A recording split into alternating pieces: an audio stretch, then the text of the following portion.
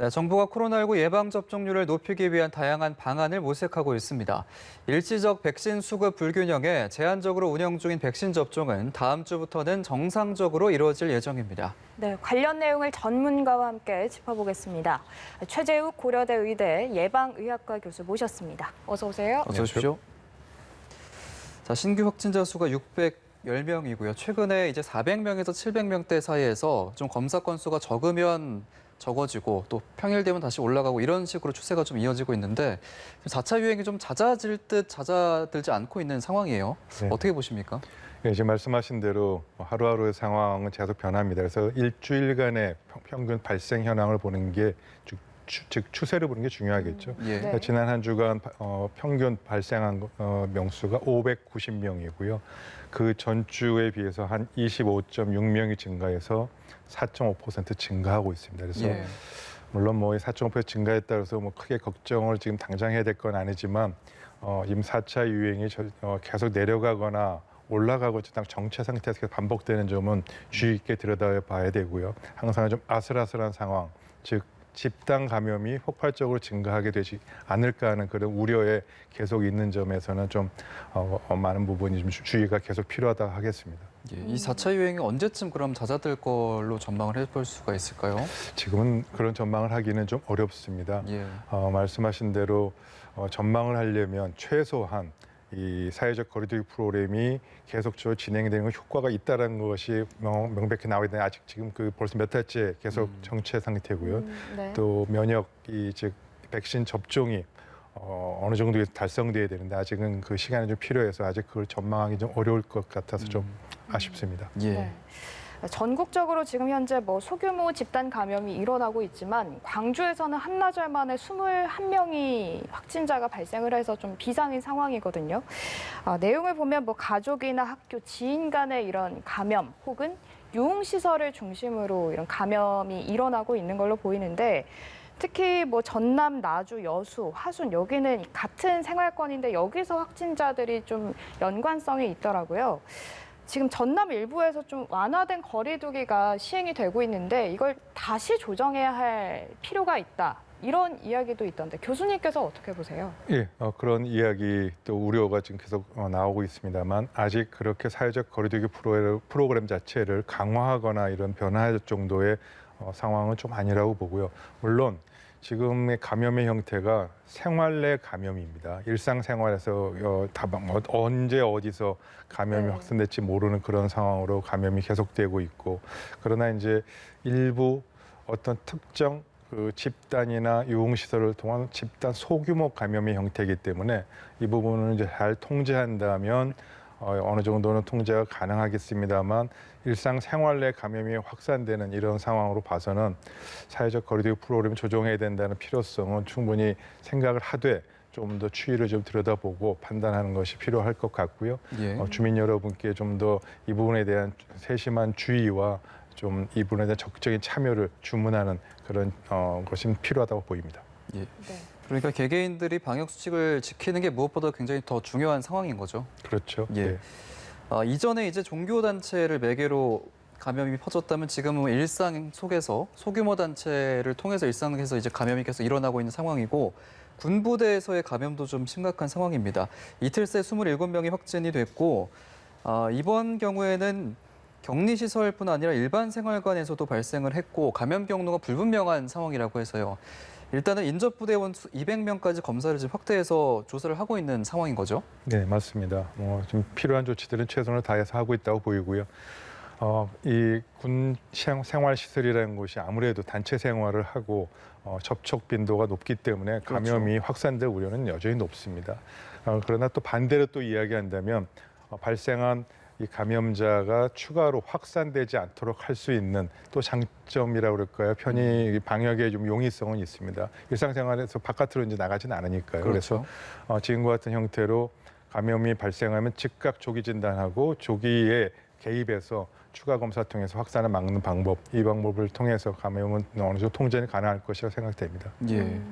네, 그리고 저희가 뭐 뉴스로도 전해드린 바 있지만 군부대에서 백신 접종 후에 확진 사례가 처음으로 발생을 했습니다. 이게 접종 후에 2주가 지났는데도 항체가 형성되지 않은 걸로 보이는데 사람마다 이제 접종 후에 이 항체가 형성되는 시기가 조금씩 다른 건지 그 이유는 뭔지 저희가 어떻게 분석해 볼 수 있을까요? 네, 충분히 다를 수 있습니다. 결국 이 백신 접종으로 모든 것이 해결되는 것이 아니고 예. 백신 접종 후에 접종 받으신 분의 면역 체계에서 이 부분을 받아들여서 면역 체계를 활성화하는 그런 그 과정에서 그리고 사람마다 차이가 발생하겠죠.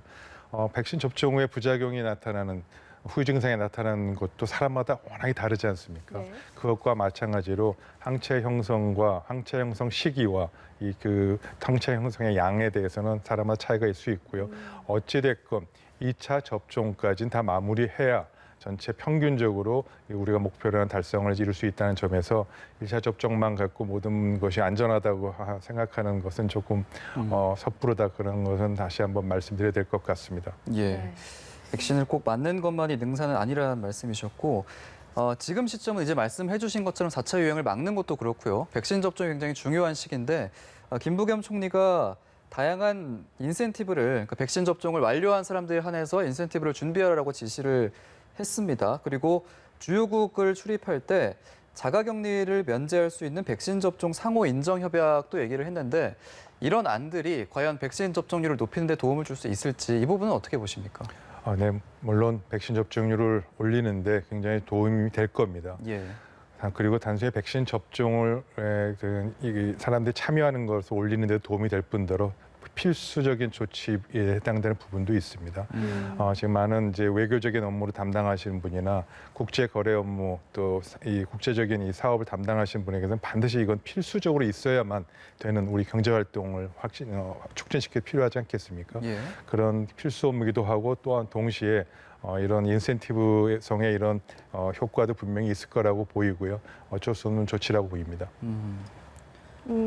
또 김부겸 총리가 이런 이야기를 했습니다. 미국의 사례를 들면서 미국에서는 백신 접종자에 대해서 실내에서도 마스크 착용 의무를 좀 완화를 하겠다. 이런 사례를 들면서 우리나라에도 이 안에 적용을 시켜보겠다. 이런 얘기를 했는데 아무래도 많은 사람들이 사실 이제 실내에서 마스크 벗고 편안하게 예전처럼 생활하고 싶은 마음을 가지고 있을 텐데 이런 일상으로의 복귀가 올해 안에 좀 가능하겠습니까?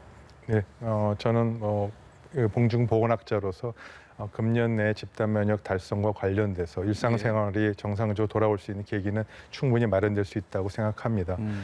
그리고 그 시기가 백신 접종을 집단 면역 달성인 전 국민의 70% 접종이 되어야만 꼭 가능한기보다는 예. 그 전에도 충분히 어느 정도 달성할 수 있는 일상생활이 정상적으로 돌아갈 수 있는 계기를 마련할 수 있다고 보고요.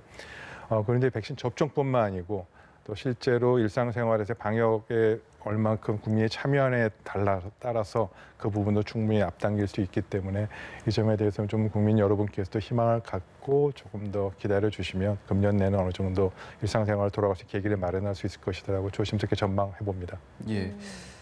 굉장히 긍정적인 전망을 해주셨는데 이렇게 백신 접종을 완료하고 마스크를 벗고 또 자유롭게 예를 들어서 백신 접종 상호 인정 협약에 한해서 여행을 한다든지 이런 부분이 현실적으로 좀 우려스러운 부분은 없습니까? 우려스러웠던 부분이 한두 가지 있었습니다. 그게 이제 미국에서 발표한 내용하고도 그런 의혹을 해소하는 거고 하나 해결이 대안이 됐는데요. 예. 백신 접종 후에 이 코로나19에 감염되시는 분도 많이 나왔지 않습니까? 예. 이제 그런 분이 오히려 백신 접종이 100% 효과가 없는 것이고 오히려 더 감염을 늘리지 않겠냐 이런 우려가 있었는데 지금 미국 CDC 질병관리청이 조사한 연구 보고에 의하면 예.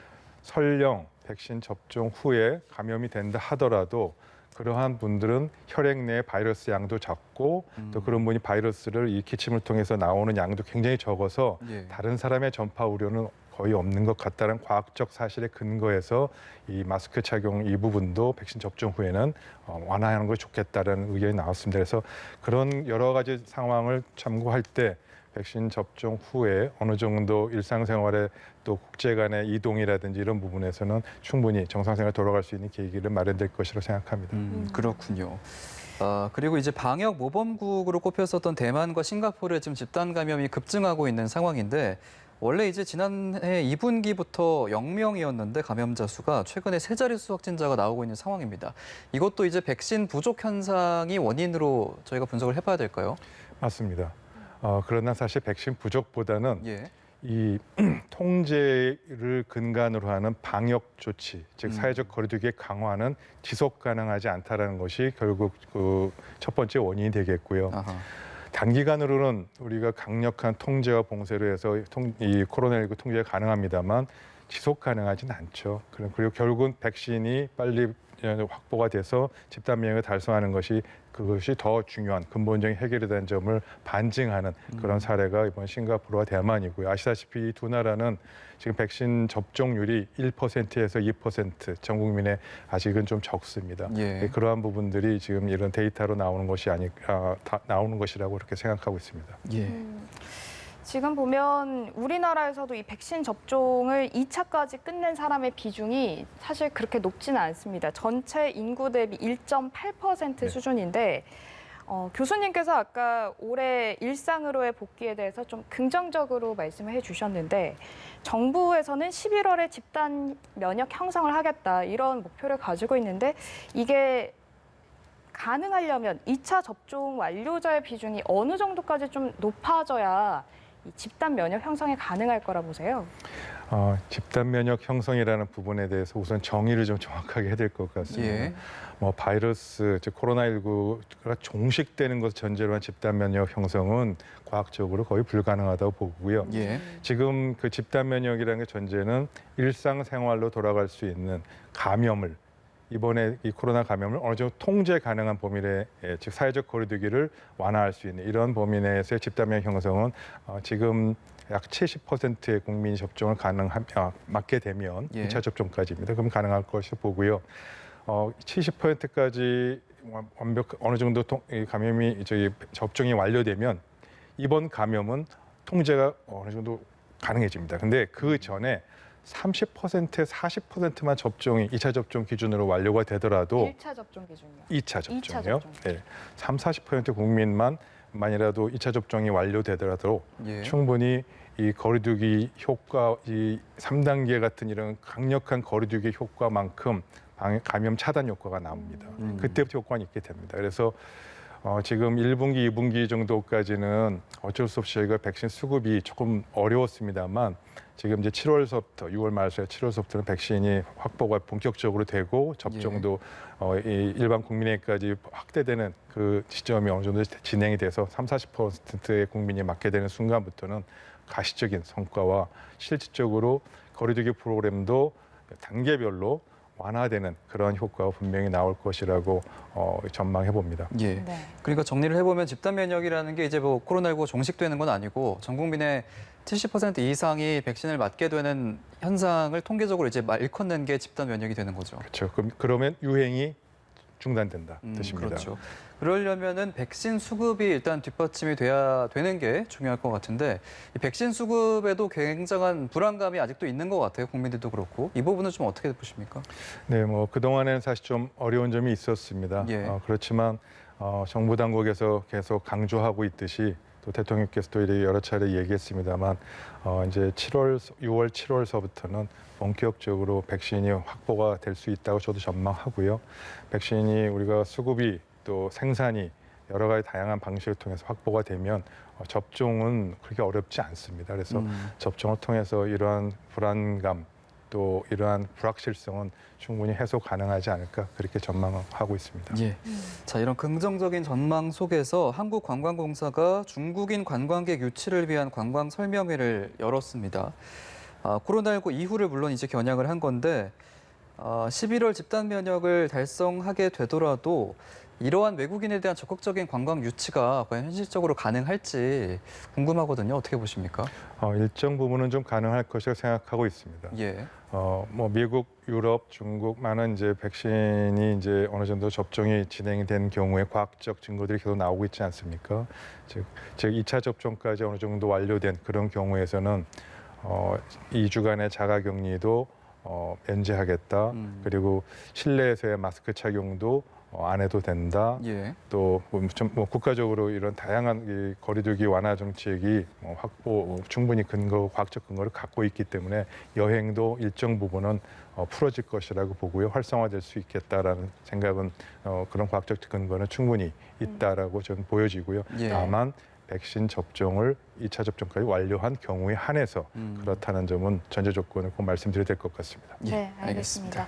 지금까지 최재욱 고려대 의대 예방의학과 교수와 얘기 나눠봤습니다. 오늘 말씀 감사합니다. 고맙습니다.